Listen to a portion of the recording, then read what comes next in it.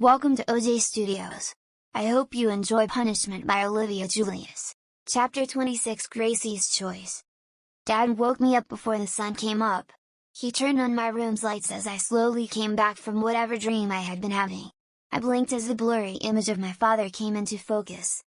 "Get ready for school, Adam," he said sternly. "I'll be taking you." This instantly raised some red flags. Dad didn't normally take me to school. I have always taken the bus to Little Ridge Elementary.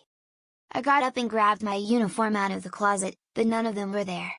Instead, the girl's black school uniform jumper was there on its hanger. The girly polo was hung next to it, and on my dresser sat a pair of white knee socks and a pair of pink panties neatly folded up.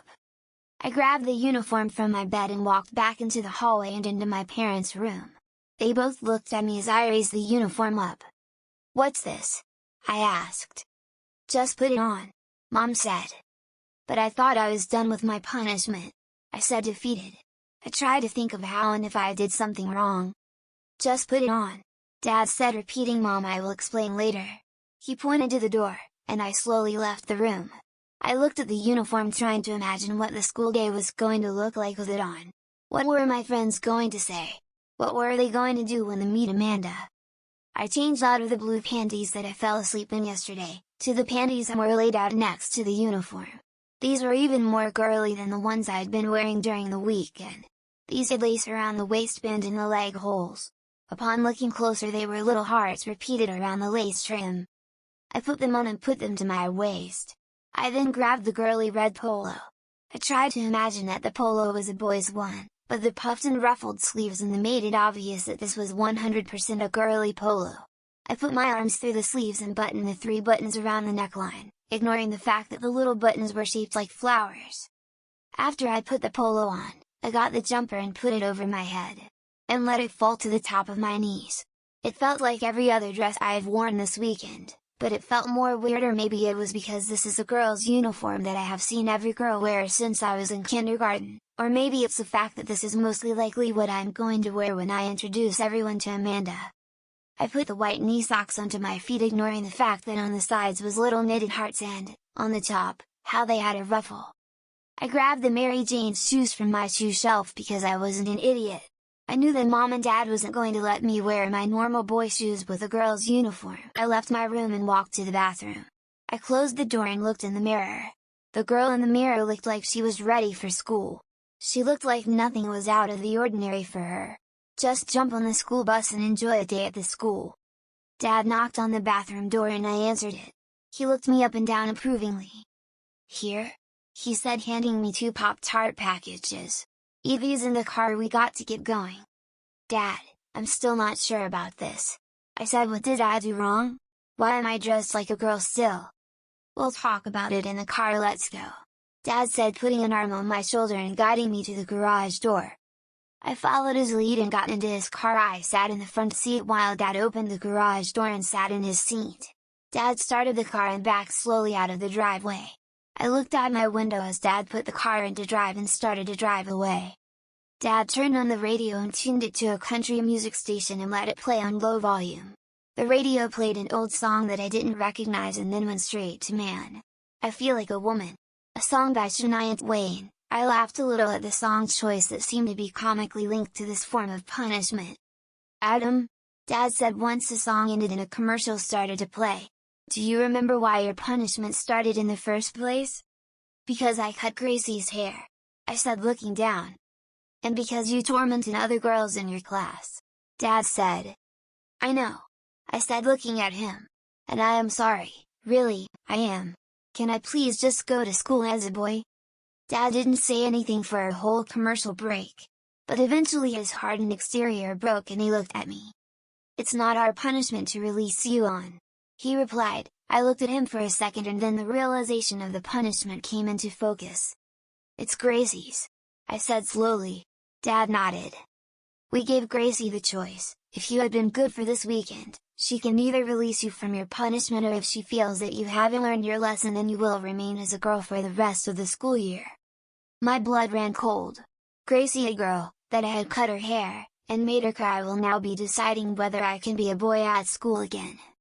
There's another part to your punishment that we will discuss after school," Dad said, "but right now your future rests on what Gracie says." "This isn't fair," I said, trying to hold back tears. "It wasn't fair for Gracie to have her hair chopped off either," Dad retorted. "Look, last night I talked to Gracie's parents while I was out grabbing pizza. They will talk to Gracie on your behalf, but just like she has no choice to have her hair shortened, you have no choice whether you wear a jumper or not the rest of the school year." I nodded, not letting Dad see me tear up as I thought about how my social life at school, my bad boy persona, the reputation that I made for myself, was now over. There was no way that Gracie would let me stay a boy. Dad pulled into the school's parking lot. It was still dark outside, and the illumination of the parking lot lights showed that there was no one at the school except for one other car, a red SUV, was parked near the entrance of the school. Dad parked his car in the staff parking lot and got out. I did the same, and we both walked to the back of the car to the trunk. Dad opened it and got out the cardboard box that I had put Gracie's clothes in the night before. Dad took the box out and handed it to me to carry. We walked to the doors of the school. I looked over to the SUV, and 3 figures emerged from it and slowly walked over to us. As they got closer, I could see the shortest figure was Gracie. Her now short brown hair laid just below her shoulders, a lot shorter than it was last time I saw her. Once Gracie saw me, she smiled a little bit. Clearly, she saw me dressed in the same uniform as her was funny. This was all her doing, and I could tell she was enjoying every moment of it. Behind her was her parents. The dad was bald and very muscular. He is wearing a blue t-shirt that has the sleeves cut off this way everyone can see the tattoos all around his arms. One of the tattoos that caught my attention was the word Gracie on it, with what I presume is Gracie's birthdate on it. Above Gracie's name is another girl's name. The name Jessica was written out with angel wings on either side. Below the name was her birth date, but unlike Gracie's name there was a second date below the first one. The second date was just 4 months ago. I did the math in my head of the 2 years and found that they were only 16 years apart. Gracie's mom wore a business suit. She had on a pair of black slacks and a black dress jacket. She wore a white blouse and left a few buttons undone, showing off her cleavage. Her hair was long and wavy, just like Gracie's had been. Wordlessly, Dad opened the front doors of the school and let us all into the school. Dad led the way to the school's office with me following behind everyone. Gracie's dad said something to Gracie, and she turned and looked behind her and saw that I was walking much slower than the group. She nodded to her dad and took a tablet from him. She stopped and waited for me to catch up. "Hi," she whispered kind of shyly. I could tell that she didn't really want to be talking to me, that while I had been having fun at Aunt George's she had been angry about the loss of her hair. "Hi," I said, unable to think of the proper words to say how sorry I am. Dad said it would be best if we talked alone while they talked in your dad's office. Gracie said she took my hand, and we walked past the office and into the dimly lit cafeteria. In the distance I could hear the cooks making breakfast and talking to themselves in the kitchen. If any of them saw Gracie and I, they would just see 2 girls sitting at a table talking. Gracie found the table that the girls in my class are assigned to during lunch and sat down. I followed her. "Look, Gracie," I started, but Gracie stopped me.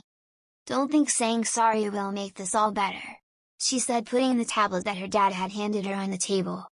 "I am sorry," I said, "more than you can ever imagine." "Do you know why I had long hair?" she asked softly. I shrugged my shoulders and she turned on her tablet. The picture that came up was of Gracie and another girl. Gracie had her long hair in a ponytail. She wore a blue dress with small white polka dots on it. The other girl was laying in a hospital bed. She had a hospital gown on. She embraced Gracie in a hug and was smiling for the camera. She was much older than Gracie. If I had to guess, she was a teenager. The girl also didn't have any hair, she was completely bald. I sucked in a deep breath. I instantly knew why. "This was Jessica," Gracie said after she herself looked at the picture.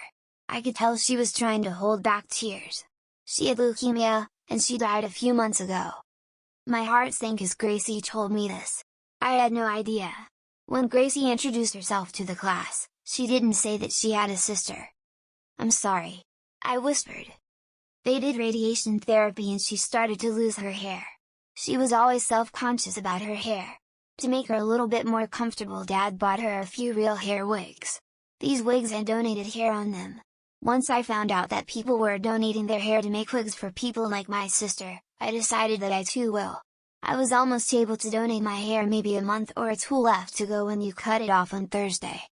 I looked down in shame. What my friends and I thought was just a silly joke to prove that I wasn't a sissy was actual torture for Gracie. "I am so sorry," I whispered, unable to look her in the eyes. Gracie didn't say anything, instead tears just streamed out of her eyes. "I miss her," she finally said, crying. I had promised her I would donate my hair. Now I must wait all over again to make that promise. I grabbed some napkins from the napkin holder at the end of the table and handed it to her. She thanked me and took them and blew her nose. I felt horrible. I couldn't imagine losing a sibling like Gracie did. I fully deserved to be Amanda for the rest of the school year. Even for the rest of my life. After a few minutes, Gracie slowly stopped crying and looked at her tablet. She took her finger and swiped the screen to show another picture. This one wasn't of Gracie or of Jessica but of me. I looked at her, surprised that Gracie had a photo of me on the tablet. The photo was taken on Thursday. I was looking up at the camera, mad that I was wearing the dress that my parents had just forced me into. "Your parents sent me photos of your punishment during the whole weekend," Gracie explained. "You look very pretty in that dress." "Thanks," I said, not sure of what else to say. She swiped again to a picture of me walking to the car. My back was to the camera and my guess was that Dad had taken it while I was loading the car. She swiped again to me wearing the blue swimsuit. I was in the pool playing with Brittany. Then she swiped again to a picture of Brittany and I playing foosball. "I see this girl a lot," she said, pointing to Brittany. "Yeah, that's Brittany," I said. "I met her at the hotel. We became friends." "I see that," Gracie said as she swiped the picture again to Brittany and me on the stage for I Won Easter Princess. Brittany and I hand in hand as we posed for the camera right after the competition. I was still wearing the dress with the tiara and sash on. She flipped the picture again to Brittany and me in the creek. I was wearing the bikini and Brittany was wearing her one-piece swimsuit. Rebecca must have taken the photo without me knowing. "You look like you had fun as a girl." "I did a little," I admitted. "But I really would like to be a boy again." Gracie flipped through more photos on the tablet without saying anything. The pictures that came next were out of order. There was some of me at Easter Princess competition and some of me at. Some of them were at Carrie's fashion of me trying on dresses. None of them was even of me twirling around making the skirt of the dress puff up. All of them represented me at my most girly during this weekend. "By the looks of all these photos, I think I would be doing you a favor by keeping you as a girl," Gracie said after she got to the end of the album. "I mean, you look so cute and happy in these." "But my friends will," I said, but Gracie stopped me. "The same friends that dared you to cut my hair?" she asked. I stopped talking and hung my head. "I was stupid," I whispered. "I thought about the dare. Proving that I wasn't a sissy to my friends back then seemed so paramount to my life. I shouldn't have," I said in shame. I looked down at the bottom of the uniform, knowing that I should be wearing this till the end of the school year. Maybe I should be stuck wearing this for the rest of the school year. Gracie stood up and locked her tablet. She didn't show any sign of what she had decided. Instead, she motioned me to follow her out of the cafeteria into Dad's office. My fate was now in her hands. Gracie entered my dad's office without knocking. My dad sat at his desk while Gracie's parents sat in the chairs in front of his desk. Gracie handed her dad the tablet back while I just stood next to the door frame. I knew what her decision was, what it had to be. I knew that there was no other choice for her to pick. I mentally said goodbye to Adam for the rest of the year. I might as well get used to this uniform. I'll be wearing it for a long time. "Did you decide?" Dad asked. "Yup," Gracie said, looking at me. "Adam, I told you why I was growing my hair out long for." I nodded my head yes. I looked over to Gracie's dad's tattoo and found Jessica's name on it again.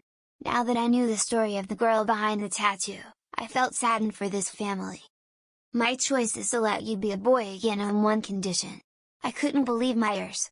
Gracie was going to let me be a boy again. I could finally be out of this uniform. But then I had to pause. What was the condition? What did Gracie want me to do? "What condition?" I asked, masking my excitement. "You and I now have the same length of hair. Since it will take me a while to regrow my hair to make my first wig, I think you should have to join me and grow yours out too." "Deal," I said. Gracie stretched her hand out to me and I shook it. "Well, Adam, that means you're really out of uniform," Dad said, grabbing a bag of clothes from the floor next to him. I smiled and took the bag. "Once you're done getting changed, come back and we will talk about what happens next," Dad said. I took off for the school bathroom. I was so excited that I was going to be a boy that didn't notice that I had accidentally went into the girls' bathroom. I threw off the girls' uniform as fast as I could and grabbed my uniform, unfolded everything only to find there were no boxers in the pile of clothes. I stopped for a moment wondering what I was supposed to do. I finally decided just to keep the panties on and asked Dad if he could call Mom to get me a pair of boxers before school start for the day. I went to the large mirror that hung above the sinks. The girl in the mirror was no longer there. Instead, I see a boy eye the mirror. "Hi Adam," I whispered in my reflection, "welcome back." I left the girls' room making sure that there was no one around to see me leave the bathroom. Already some students were filtering into the school as the hallway lights were brightened. I could smell breakfast being served by the cook in the cafeteria. I got back to the office to find Gracie sitting in the waiting room. Her parents had already left and Gracie waited for school to begin. I walked into Dad's office to find him writing an email. "Dad, you forgot a pair of boxers," I said, sitting in one of the chairs. "I didn't," Dad said, leaning back in his chair.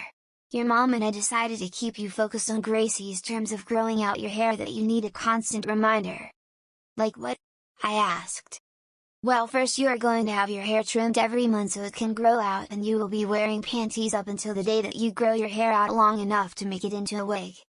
"How long is that going to be?" I asked. "Years," he said, "you will probably be in middle school when you don't need it." My heart fell. I was in the 4th grade. Middle school was still 2 years away and I was going to be stuck wearing stupid panties for all the time. I walked out of Dad's office defeated. Gracie saw me coming out and she got up to walk with me to her class. I looked over at her, glad that I wouldn't have to wear the girls' uniform for the rest of the school year. "So, my mom is sending your mom information about donating hair," Gracie said. "Thanks for agreeing." "You're welcome," I said. I decided not to tell her that I was now stuck wearing panties until then. The less she knew the better. "Listen," I said, stopping her before we got to Mrs. Yokman's room. "About my punishment, can you please?" Gracie cut me off. "Don't worry, I won't tell anyone about Amanda," she said, "I promise." "Thank you," I said before walking into the classroom. Mrs. Yokman split me up from Eric and Alex. She put my desk in the very front of the classroom right next to her desk. I guess she didn't want to take another chance on me cutting another girl's ponytail off. I sat down awkwardly as I tried to keep anyone from seeing the pink panties. That was the last thing I needed. Gracie sat down in her normal seat and looked over at me and smiled. Smiled back and took a deep breath before turning around and looking at the chalkboard. After the school bus dropped me off at my house, I quickly ran upstairs to my room. Mom and Dad were not home yet. I got into my room and shut the door.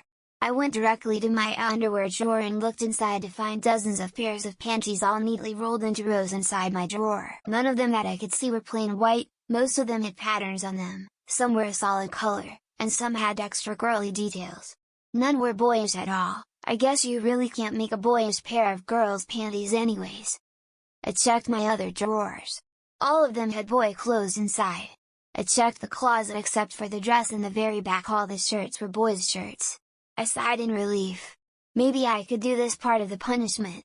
It's just panties after all. It's not like I'll be wearing a dress every day again. Mom came home and started cooking. I walked downstairs and joined her in the kitchen, volunteering to wash the dishes as she cooked. "Thank you, Adam," she said, handing me a mixing bowl. "Did your dad tell you about your underwear?" "Yes," I said, stopping for a second. "Good, make sure you wear them," Mom said before she resumed cooking.